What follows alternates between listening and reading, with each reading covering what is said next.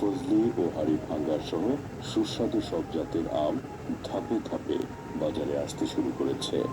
অপার সম্ভাবনা থাকলেও আম চাষ ও বাজারজাতকরণের ক্ষেত্রে কিছু কাঠামোগত চ্যালেঞ্জ এখনো রয়ে গেছে। মাঠ পর্যায়ের চাষি ও ব্যবসায়ীদের সাথে কথা বলে জানা গেছে, ফ্রুট ব্যাগিং এর প্রয়োজনীয় উপকরণের সাময়িক সংকট, আন্তর্জাতিক বাজারে পরিবহন ব্যয় বৃদ্ধি এবং বিশেষ করে কার্গো বিমানের অতিরিক্ত ভাড়ার কারণে ছোট ও মাঝারি স্তরের রপ্তানিকারকেরা কিছুটা উদ্বেগের মধ্যে দিন কাটাচ্ছেন। তবে প্রতিকূলতার মাঝেও দমে যাননি চাষিরা।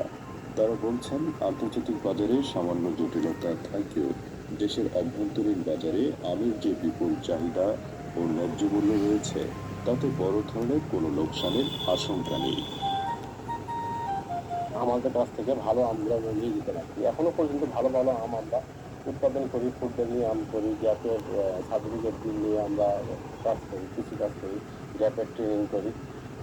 এই যে কৃষি মন্ত্রণালয়ের কিছু কর্মকর্তার সঙ্গে আমার ভালো পরিচয় আছে, ওনারা পরামর্শ দেন, ট্রেনিং করান, যার বদলতে এখন ভালো আম উৎপাদন করতে পারি আমরা।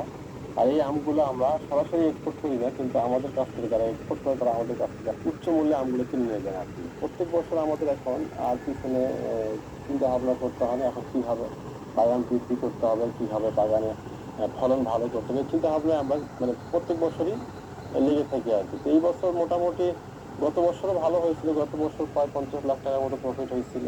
নিরাপদ কৃষি চর্চা, আধুনিক ফ্রুট ব্যাগিং প্রযুক্তির নিবিড় ব্যবহার এবং সরকারি পর্যায়ে নতুন নতুন আন্তর্জাতিক বাজার সম্প্রসারণের এই সমন্বিত উদ্যোগ ধরে রাখতে পারলে বিশ্ববাজারে ফিলিপাইন বা থাইল্যান্ডের মতোই শক্ত অবস্থান তৈরি করবে বাংলাদেশ।